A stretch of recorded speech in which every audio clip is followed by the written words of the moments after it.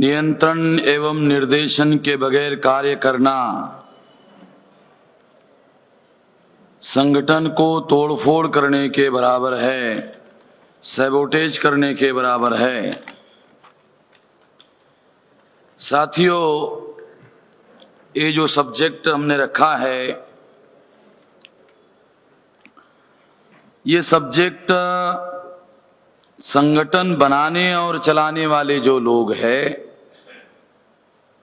उन लोगों को संगठन पर नियंत्रण करना चाहिए। संगठन चलाने वाले लोगों ने निर्देशन देना चाहिए, मगर और उस दायरे में रहकर एंटायर मशीनरी को कार्य करना चाहिए, तो उद्देश्य पूरा होता है।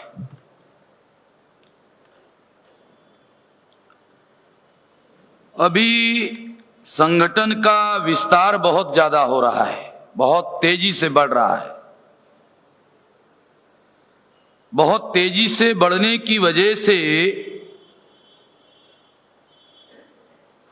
कार्यकर्ताओं को इसके बारे में संगठन के नियंत्रण और निर्देशन की जो प्रणाली है, केवल निर्देशन और नियंत्रण करने वाले लोगों के माध्यम से ही संगठन को नियंत्रित और निर्देशित किया जा सकेगा, ऐसा मुझे नहीं लगता। इसलिए प्रत्येक कार्यकर्ता को इसके बारे में प्रशिक्षित किया जाना चाहिए, क्योंकि कंट्रोल दो तरह का होता है। एक ऑर्गेनाइजेशनल कंट्रोल है, एक सेल्फ कंट्रोल है। सेल्फ कंट्रोल ऑर्गेनाइजेशन के द्वारा जो ट्रेनिंग दिया जाता है, उस ट्रेनिंग के अनुसार अगर प्रत्येक कार्यकर्ता काम करेगा तो उसको ऑर्गेनाइजेशनल कंट्रोल की आवश्यकता नहीं है। मगर बहुत बार लोग जो ट्रेनिंग दिया जाता है, उसका जो टोटल स्पिरिट है, उस स्पिरिट को वो समझ नहीं पाते। इसलिए फिर नियंत्रण और निर्देशन की आवश्यकता होती है। ऐसे स्थिति में ऑर्गेनाइजेशन को कंट्रोल करना पड़ता है, ऑर्गेनाइजेशन को निर्देश देना पड़ता है। मगर ऑर्गेनाइजेशन को नियंत्रण और निर्देशन करते वक्त ये बात आप लोगों के सामने आई होगी, प्रत्येक के सामने आती है कि ये जो नियंत्रण है, ये ऑब्जेक्टिव कंट्रोल है। ऑब्जेक्टिव कंट्रोल का क्या मतलब है? उद्देश्य पूर्ति के लिए निर्देश दिया जा रहा है। अगर उसको फॉलो करोगे तो नियंत्रण में हो, नहीं फॉलो करोगे नियंत्रण में नहीं है। आपने कभी देखा होगा क्या, मैं आपको एज ए नेशनल प्रेसिडेंट, मेरे पास अथॉरिटी है, तो इस अथॉरिटी को ये भी ख्याल रखने का, authority must exercise to fulfil our गोल।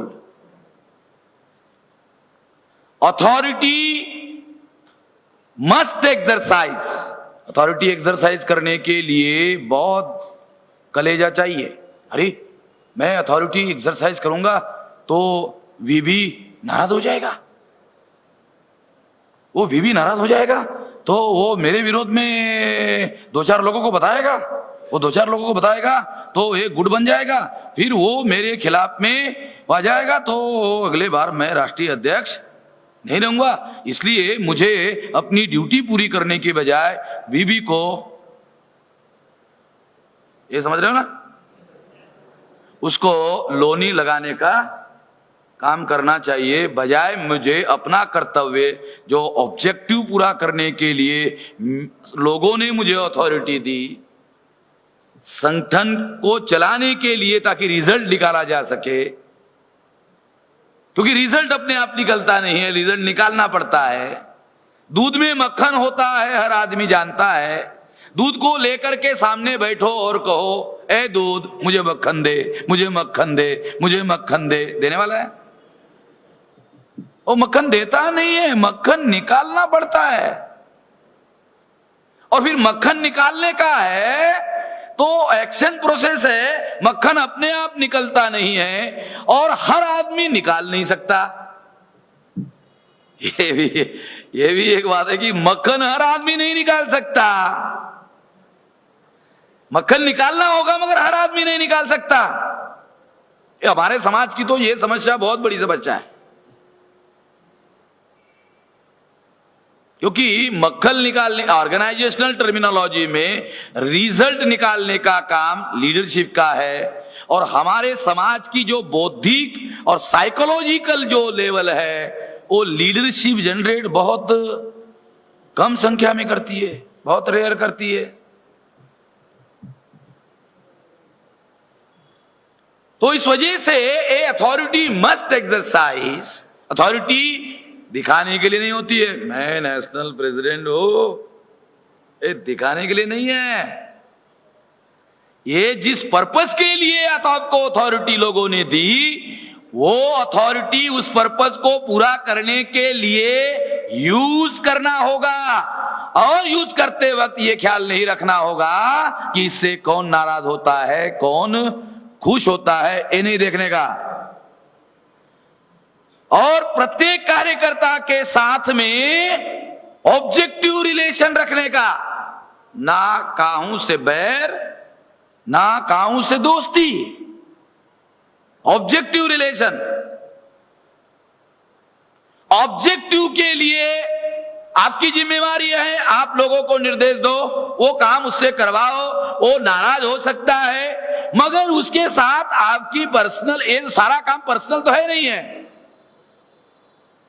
ये पर्सनल दोस्ती या दुश्मनी का मामला नहीं है, ये रिजल्ट के लिए, और रिजल्ट निकालने के लिए सब कुछ करना है। इसमें कम ज्यादा हो सकता है मगर रिजल्ट निकालने के लिए अथॉरिटी को एक्सरसाइज करना होगा। तो इसके लिए नियंत्रण करना पड़ता है, निर्देश देना पड़ता है। तो नियंत्रण निर्देशन में जो ऑर्गेनाइजेशनल कंट्रोल है, वो ऑर्गेनाइजेशनल कंट्रोल ऑब्जेक्टिव कंट्रोल होना चाहिए, ऑब्जेक्टिव के लिए होना चाहिए। अगर कोई, मान लो कोई डिस्ट्रिक्ट का प्रेसिडेंट है, डिस्ट्रिक्ट को चला रहा है, रीजनल क्षेत्रीय प्रमुख है, राज्य प्रमुख है, जोनल प्रमुख है, राष्ट्रीय प्रमुख है, अगर आपको ये कह रहा है अरे भाई फलाने तो वो जाके तम्बाकू ले, तम्बाकू ले, तो वो कार्यकर्ता पूछता है ये ऑर्गेनाइजेशन के कौन से ऑब्जेक्टिव में बैठता है? तो बराबर है, बीड़ी बंडल लिया, तम्बाकू लिया, पान लिया। मैं उदाहरण बता रहा हूं आप लोगों को ताकि आप लोगों को समझ में आ जाए कि आपको अथॉरिटी के द्वारा निर्देश दिया जा रहा है, वो देखो काय के लिए दिया जा रहा है, क्या ऑब्जेक्टिव पूरा करने के लिए दिया जा रहा है या ऑब्जेक्टिव के इतर कोई काम किया जा रहा है, इसके लिए कोई निर्देश दिया जा रहा है। अगर इतर कोई निर्देश देने का काम कर रहा है, समझ जाओ तोड़फोड़ करने का काम है। ये ध्यान रखने का, ये लक्षण मैं आपको बता रहा हूं कि ऑब्जेक्टिव रिलेशन होनी चाहिए, ऑब्जेक्टिव कंट्रोल होना चाहिए। भी हमारा 5 बेसिक काम है, 5 बेसिक फंक्शन है। ये 5 बेसिक फंक्शन क्या है? विचार का प्रचार करना, विचार का प्रसार करना, प्रचार करना, प्रसार करना, ह्यूमन रिसोर्सेज डेवलप करना, फाइनेंशियल रिसोर्सेज डेवलप करना, टाइम और टैलेंट के लिए लोगों को तैयार करना। ये 5 बेसिक काम करने के लिए कार्यकर्ता हो समाज में से लोगों को निमंत्रण दिया, मंजूर है, मंजूर है, आ जाओ, नहीं मंजूर है दूर रहो, इधर मत आना, 2-4 किलोमीटर दूर रहे ना, इधर मत आना, मंजूर है आ जाओ। अब एग्रीमेंट हो गया ऑर्गेनाइजेशन का और उस व्यक्ति का एग्रीमेंट हो गया, इस काम के लिए आपको संगठन में निमंत्रण दिया गया और इसी काम के लिए तुम इधर आए। अब जिस काम के लिए संगठन ने बुलाया और तुम उसी काम के साथ सहमति देकर के अंदर आए, वो अंदर आने के बाद वो काम करने की बजाय कोई और काम करते हो, उसके लिए तो संगठन ने आपको अलाउ नहीं किया। जो काम करने के लिए निमंत्रण दिया और जो काम करने के लिए आपने सहमति दी, सहमति देने के बाद अंदर आए, अंदर आने के बाद ऑर्गेनाइजेशन और आपके बीच में एग्रीमेंट हो गया। अंदर आने के बाद वो काम करने की बजाय आपने कोई और ही काम किया, एग्रीमेंट किसने तोड़ा? एग्रीमेंट उस आदमी ने तोड़ा जिसने संगठन के साथ में सिद्धांत तथा एग्रीमेंट किया, उसने तोड़ा।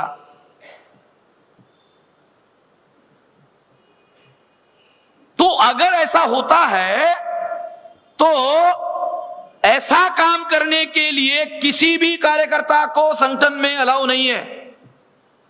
ये 5 काम करने के लिए आपको संगठन में काम करने के लिए लाया गया है। हम देखो मंच पर से बोल रहा हूं, फिर ये बोलेंगे ये है वो है, अभी ये कोई छुपी हुई बात नहीं, मंच पर से बोल रहा हूं, अखबार में छप जाएगा और सारी जानकारी आपको आ जाएगी। ये है भैया, इसके लिए आपको संगठन में लाया गया है। आपको ठीक लगता है तो आप करो, आपको ठीक नहीं लगता है राम राम, जय भीम। उधर काय को जय भीम करने का, साला उधर तो राम राम है।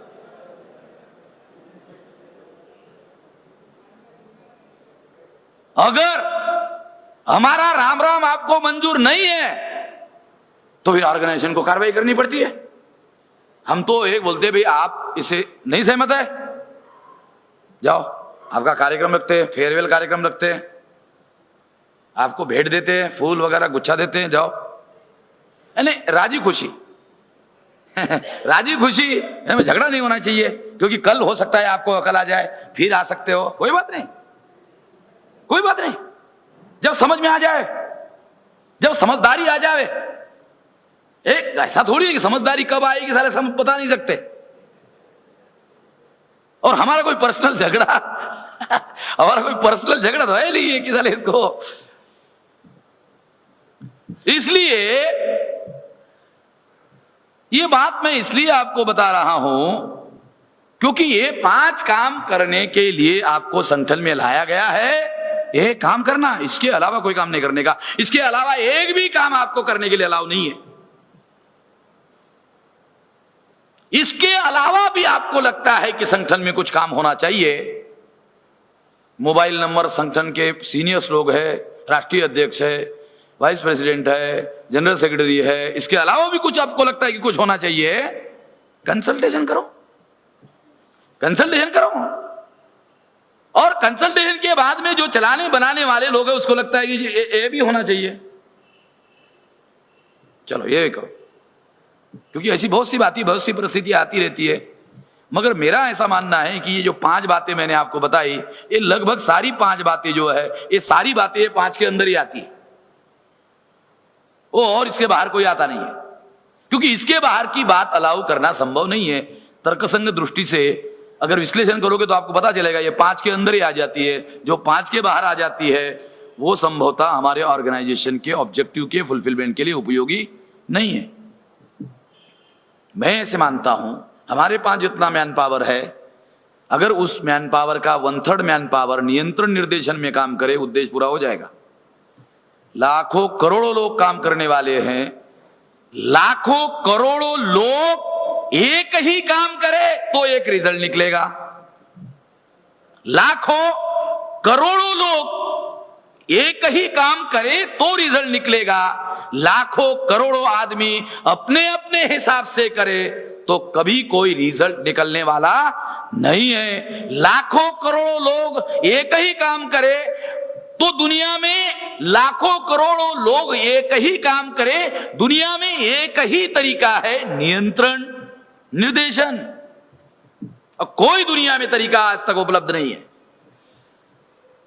लाखों करोड़ों लोग एक ही मकसद के लिए काम करे, उसी स्थिति में संभव है निर्णय लेने वाले लोग। मैं आपको गांधी जी का उदाहरण देता हूं, उनसे तो हम कभी सहमत नहीं हुए हैं। गांधी जी ने कांग्रेस पार्टी का इस्तीफा दे दिया, प्राइमरी मेंबरशिप से भी इस्तीफा दे दिया। तो कांग्रेस के लोग जो उस समय 2nd लाइन 3rd लाइन में थे, वो बहुत डर गए, अरे अभी फिर कैसे होगा, आजादी का कैसे होगा। तो वो डर गए। तो उन नेताओं को गांधी जी ने कहा, जरूरत होगी तो कांग्रेस वर्किंग कमेटी में एक लाइन का रेजोल्यूशन पास करना कि गांधी जी को हम अनुरोध करते हैं कि वो हमारा नेतृत्व संभाले, बस इतना रेजोल्यूशन पास करें, फिर मैं आ जाता हूं। गांधी जी दुनिया का नंबर 1 का पाखंडी आदमी था, इस्तीफा दे दिया। इस्तीफा देने के बाद उनको कहा, ए रेजोल्यूशन जब जब भी जरूरत होगी, जब जरूरत नहीं होगी तो मैं रचनात्मक काम करता रहूंगा। क्यों अर्जुन भाई, बराबर रचनात्मक? क्यों गांधी जी के जो चेले लोग हैं ना, उनको पूछो, वो रचनात्मक। इधर भी एक गांधी जी का वो खाना पकाने वाले रसोई में रमेश भाई का कोई रिलेटिव वगैरह जो है, वो उन्होंने रात में बोला था, तो वो रचनात्मक शब्द है। तब तक गांधी जी रचनात्मक काम करते थे। और वो कांग्रेस वर्किंग कमेटी के लोगों को जब जरूरत होती थी, वो एक लाइन का रेजोल्यूशन पास करते थे कि गांधी जी अब हमारा नेतृत्व करे। तो गांधी जी की एक शर्त होती थी, वो भी उन्होंने उनको बता दी, जब आपने मुझे बोल दिया कि नेतृत्व करे तो मेरे काम में किसी को दखल देने के लिए मैं अलाऊ मंजूर है, तो एक लाइन का रेजोल्यूशन पास करना। 1 करोड़ों लोगों को नियंत्रित और निर्देशित करने का तरीका था। जब गांधी जी आंदोलन शुरू करते थे तो बहुत बार हिंसा हो जाती थी, तुरंत गांधी जी एक अखबार को स्टेटमेंट देते थे, आंदोलन पीछे ले रहा हूं, खत्म। कोई कांग्रेस का नेता कोई कुछ नहीं बोलता था। कांग्रेस के नेता ने बोला तो भविष्य में गांधी ने उसको बोला था, दोबारा आऊंगा नहीं स्वीकार करने के लिए, नेतृत्व स्वीकार करने। अब नेताओं को मालूम था जनता पर गांधी जी की पकड़ है, ये गांधी जी के बगैर मामला चलने वाला नहीं है।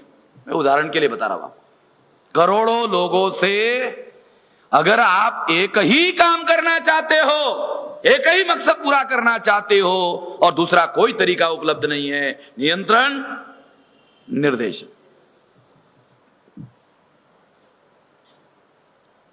ये बात साथियों हम लोगों को ठीक से सही तरीके से ध्यान रखना होगा। आज गांधीनगर के अधिवेशन के बाद हमारे समाज के पास एक राष्ट्रीय मंच की जरूरत है, और मैं ही मानता हूं कि गांधीनगर के अधिवेशन के बाद हमारे समाज के पास अभी एक राष्ट्रीय मंच है। अब आज हमारे पास एक राष्ट्रीय मंच है, जरूरत थी, है। अब इसको किसी भी हालत में ये खबरदारी लो, प्रत्येक आदमी को बता रहा हूं, खबरदारी लो कि इसका कोई नुकसान, इंच भर का नुकसान जो है कोई ना करे। अपने से खबरदारी लो, सारा ठेका मेरा नहीं है, क्योंकि ये कोई प्राइवेट लिमिटेड कंपनी है वामन मेश्राम की, कि वामन मेश्राम का शेयर होल्डिंग में 51% है, इसमें मेरा कोई शेयर नहीं है। ये आप लोगों की भी जिम्मेवारी है कि इसका किसी किस्म का कोई नुकसान नहीं होना चाहिए। ये खबरदारी लेना प्रत्येक व्यक्ति की जिम्मेवारी है, ये खबरदारी प्रत्येक व्यक्ति को लेना होगा, क्योंकि अभी हमारे पास में बहुत मुश्किल से ये राष्ट्रीय स्तर का मंच खड़ा हो गया है, और ये 2009 तक बहुत विशाल पैमाने पर विकसित हो जाएगा, ये हो जाएगा।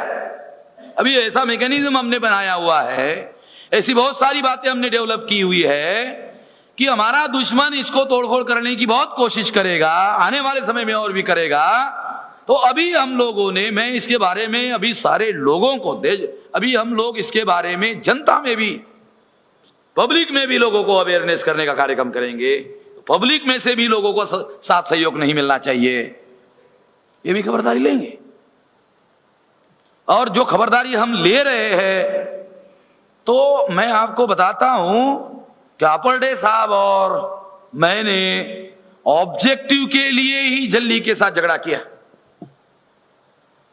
और उसने ऑब्जेक्टिव के लिए, ऑब्जेक्टिव के विरोध में स्टैंड लिया। क्या हुआ जल्ली का, क्या हुआ? हम 2 लोग निकल के बाहर आए थे ऑफिस के, खबरडे साहब और मैं बाहर आ गए थे।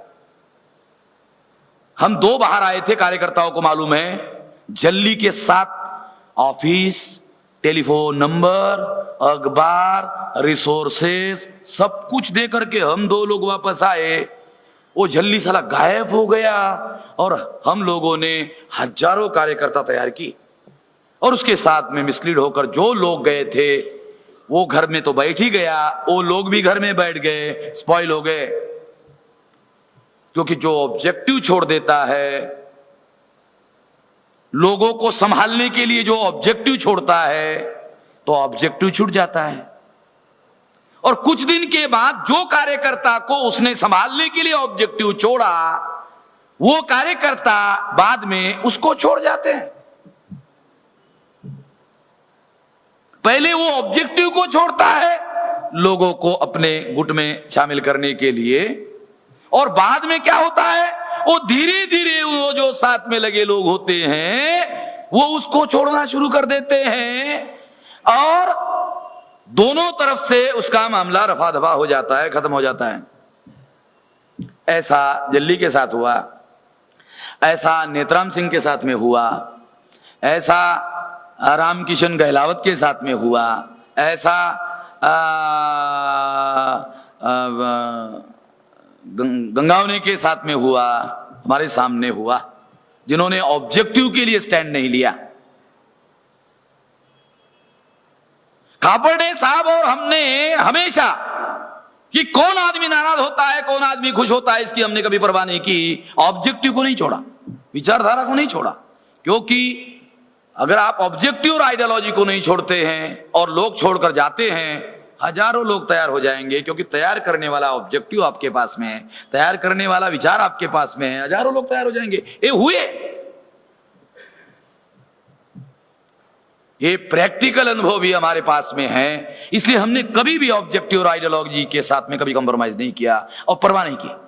बोरकर का क्या हुआ, अभी उत्तर प्रदेश में बरेली में अधिवेशन लिया, 56 लोग 3 बजे तक थे, 3 बजे के बाद में 32 रह गए स्टेट अधिवेशन में। तो उन लोगों ने कहा अरे यार लोग कम है, चलो कल देख लेते, अभी ये तो हो नहीं सकता, कल देख लेते। कल लोग आए, लोगों ने पूछा कल होगा क्या? नहीं, लोग आएंगे तो करेंगे। जो 32 लोग रह गए थे उनको कहा कल लोग आएंगे तो करेंगे। अब वो जो 32 आए थे अगली बार आएंगे, वो 32 को लगेगा अरे हला ये जो लोग हैं इनके अंदर ही साला कोई कमिटमेंट नहीं है। बुद्धा ने जब पहली मीटिंग ली 5 लोग उपस्थित थे, 5 को ही समझाया, 5 को ही समझाया, 6-7 क्यों नहीं है ये समझ उसके सामने नहीं थी। ऑब्जेक्टिव के साथ में था, विचारधारा उसके साथ में थी, उसके लिए 5 लोगों को समस्या नहीं थी। तो साथियों ये बात हम लोगों को ध्यान रखना होगा, ये बहुत फंडामेंटल बात है, ये हमेशा प्रत्येक कार्यकर्ता को ध्यान रखना चाहिए। इसके बाद में अगर आप 2009 का टारगेट पूरा करना चाहते हो, 2009 का टारगेट पूरा करना चाहते हो तो शायद आप 2009 के टारगेट के बारे में 24 घंटा नहीं सोचते होंगे। आप लोग कार्यकर्ता लोग, हमारा वेलविशर, हमारा सपोर्टर, हमारा कार्यकर्ता कदाचित 24 घंटा नहीं सोचता होगा, मगर संगठन के पास कोई तो आदमी, कम से कम एक तो आदमी ऐसा हो जो 2009 के बारे में 24 घंटा सोचे। एक तो हो, 2, 3, 4, 5, 10 होने चाहिए, मगर कम से कम अगर ये ना हो तो एक तो होना चाहिए जो 24 घंटे यही सोचे, ताकि जो लोग नहीं सोच रहे हैं उनको सोचने के लिए कहता रहे, टेलीफोन करता रहे, अरे भाई बीबी सोच रहे हो क्या? ये मुझे लगता है कि तू तो गाड़ी में रेल में ही घूम रहा है और शायद तू भूल गया है, तो मैं थोड़ा टेलीफोन से याद दिलाता हूं। तो याद दिलाना पड़ता है। ये जो सचिवालय में जो सचिव होता है, सेक्रेटरी होता है, वो डिस्ट्रिक्ट कलेक्टर को टेलीफोन करता है, अबे कुलकर्णी, अबे वो फाइल भेजा था उसका क्या किया तूने? तो कुलकर्णी जो जिलाधिकारी है वो क्या करता है, वो सेक्शन सुपरवाइजर जो होता है उसको बुलाता है, अरे इधर आ पंड्या, इधर आ, वो फाइल दिया था, वो साले उधर से मुझे गाली पड़ी, गाली नहीं दिया उसने, मगर वो अरे वो मुझे वो गाली दे रहा, वो क्या वो उसका फाइल का। तो वो जो सेक्शन सुपरवाइजर है उसके नीचे कोई हमारा जेठा भाई, घेटा भाई, हमारा आदमी जो बाबू बाबू होता है वो होता ही है, उसको बोलता है जेठा भाई इधर आ जाओ, सारा काम छोड़ दो, सारा काम छोड़ दो, सारा काम छोड़ दो, ये फाइल मुझे अभी 2 घंटे में लाओ, लाओ रेडी करके लाओ। नहीं वो साहब वो दूसरा बोल रहा हूं ना, वो सारा छोड़ दे, अभी वो ले आ, पूरा रेडी करके ले आ, अभी के अभी मुझे जाना है, 2 घंटे में कैबिन में मुझे घुसना पड़ेगा, नहीं तो मुंह मुझे गाली देने की सिवा छोड़ेगा नहीं वो।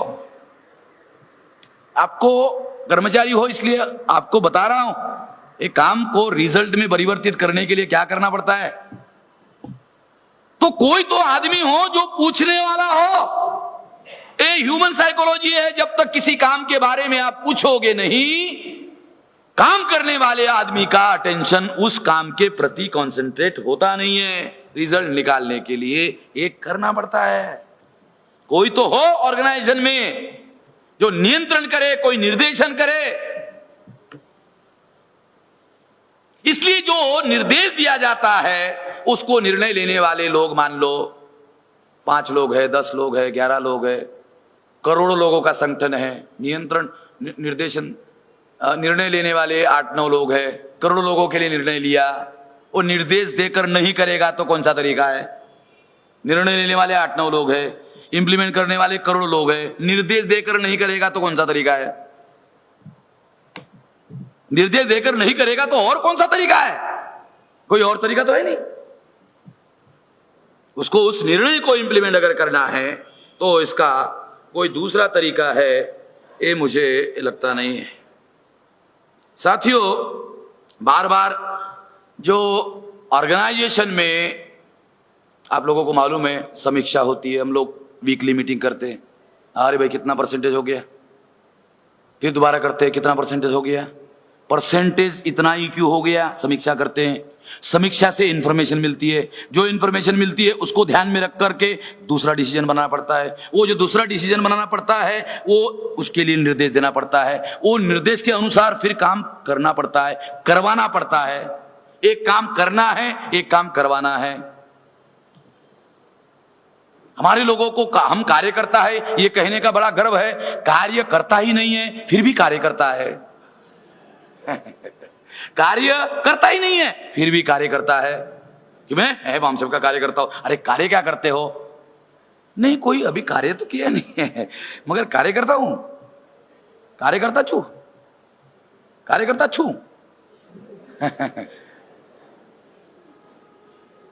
तो ये इस तरीके से ये काम होता नहीं है, ये बात हम लोगों को ध्यान रखना होगा। आखिरी बात साथियों मैं आपको बताना चाहता हूं कि संगठन ने आपको 2009 का कार्यक्रम बताया, संगठन ने आपको फंडिंग की सारी स्कीम बताई, संगठन ने सारे देश भर में इकट्ठा होकर के चर्चा करके निर्णय लिए, सारी बातें आप लोगों के सामने हैं। तो अभी आपके सामने एक ही मामला है। क्या मामला है? जो सोचना था निर्णय के पहले सोच लिया, निर्णय के पहले सोच लिया, विचार कर लिया, विचार करने के बाद निर्णय कर लिया, निर्णय करने के बाद सोचने का मामला खत्म हो गया। क्यों भाई मेवाड़ा? निर्णय के पहले जो कुछ भी सोचना है वो सोचना है, निर्णय कर लिया, निर्णय के बाद सोचने का नहीं है। निर्णय के बाद एक ही काम है, अमल करने का। निर्णय के बाद नहीं सोचने का। निर्णय के पहले प्रोसेस है, निर्णय के पहले सोचने का, निर्णय के बाद नहीं सोचने का, निर्णय के बाद में अमल में लाने का। 2009 के बारे में, सोशल नेटवर्किंग के बारे में, भौगोलिक नेटवर्किंग के बारे में, फंडिंग के बारे में, सारा हमारे पास सब कुछ है। अब हमारे पास केवल इंप्लीमेंट करना है, अमल में लाना है, इसके अलावा कुछ नहीं करना है। और बेहतरीन किस्म से कैसे अमल में ला सकते हो इसके बारे में सोचो। अगर सोचना खुजली है बहुत सोचने की, अगर सोचने की खुजली है तो इसको बेहतरीन किस्म से कैसे अमल में लाया जाए करो। वरना जितना संगठन ने सोचा उतना फॉलो करो, और ज्यादा इसको सोचने की जरूरत है ऐसा मुझे नहीं लगता है। ये बात आपको निश्चित रूप से ध्यान देनी होगी। साथियों, एक बात हमारे साथी कार्यकर्ता रणवीर भाई ने बताई कि होद्दानी जरूर નથી, होद्दानी जरूर નથી। संगठन फॉर्मल ऑर्गेनाइजेशन है तो राष्ट्रीय अध्यक्ष चाहिए, वाइस प्रेसिडेंट चाहिए, जनरल सेक्रेटरी चाहिए। अगर रणवीर भाई की तरह सबने कहा होद्दानी जरूरत નથી, कौन संभालेगा? क्योंकि ये जो संगठन का फॉर्मल स्ट्रक्चर है उसको संभालने वाला कोई ना कोई आदमी चाहिए। तो संगठन निर्णय करेगा रणवीर भाई आपको ये ओहदा संभालना पड़ेगा, आप संगठन ने सोचा है आप ये बढ़िया कर सकते हो, ये संभालो, ये काम करो। संगठन को जरूरत है, संगठन के लोग मिलजुल कर चर्चा करके डिसाइड कर रहे हैं, आपके ऊपर थोप नहीं रहे हैं। आप वर्षों से काम करते हो या कोई भी कार्यकर्ता वर्षों से काम करता है तो वो जो काम करता है उसके कंट्रीब्यूशन के आधार पर फैसला होता है, और संगठन की रिक्वायरमेंट है। आखिर निर्देश नियंत्रण करेगा तो कौन करेगा? Organisation on its own, organisation on its own कोई कंट्रोल नहीं होता। ऑर्गेनाइजेशन बामसेप नाम का ऑर्गेनाइजेशन है, बामसेप, ये अमूर्त है, ये मूर्त नहीं है, ये बामसेप अमूर्त है, ये बामसेप अमूर्त है। ये अमूर्त जो है ये आदेश नहीं दे सकता, निर्देश नहीं दे सकता है, कंट्रोल नहीं कर सकता। On behalf of BAMCEF as a national president, हाँ, वामन मेश्राम जो संगठन के सिद्धांत है उस दायरे के अंदर वो नियंत्रण करेगा, निर्देशन करेगा। क्योंकि वामन मेश्राम जिंदा आदमी है तो वो उस नीति निर्देशक बातों को अमल में लाने का काम कर सकता है, या XYZ कोई आदमी जो भी संगठन को बना रहा है, चला रहा है, वो उसको अमल में ला सकता है। क्योंकि बामसेप एब्स्ट्रैक्ट है, अमूर्त है, वो मूर्त रूप में आता है जिंदा लोगों के माध्यम से। और जिंदा लोगों को ये नहीं कहना चाहिए कि ओहदा नहीं चाहिए, ओहदा के असल में ओहदा का मामला साला बदनाम कैसे हुआ जानते हो? जो नालायक आदमी है वो भी ओहदा चाहिए, बोलो ओहदा चाहिए मुझे, मैं बामसेप में बाद में काम करूंगा, पहले ओहदा चाहिए, काम बाद में करूंगा। अच्छा चलो ठीक है, दे दिया। देने के बाद में क्या करता है? अरे कचरा भाई, पूंजा भाई, जेठा भाई, हाँ ये करो, हाँ तुम, अरे मैं ओहदा हूं ना, मेरे पास ओहदा है ना। साला पहले भी नहीं करता, ओहदा आने के बाद भी नहीं करता है। तो ये जो हमारे लोगों के अंदर जो साइकोलॉजी है उसको ध्यान में रखकर शायद रणवीर भाई ने सोचा होगा कि जो नालायक लोग हैं उनको ओहदा चाहिए, लायक लोग कहते नहीं मुझे नहीं चाहिए। मैं तो, क्योंकि अथॉरिटी दो तरह की होती है, एक फॉर्मल अथॉरिटी होती है, एक इंस्टीट्यूशनल अथॉरिटी होती है, एक पर्सनल अथॉरिटी होती है। पर्सनल अथॉरिटी पावर के साथ जुड़ी होती है। फॉर एग्जांपल बाबा साहब अम्बेडकर ने लॉ मिनिस्ट्री का इस्तीफा दिया, मगर वो लॉ में एक्सपर्ट थे, लॉ मिनिस्ट्री का इस्तीफा दिया मगर लॉ में एक्सपर्ट थे।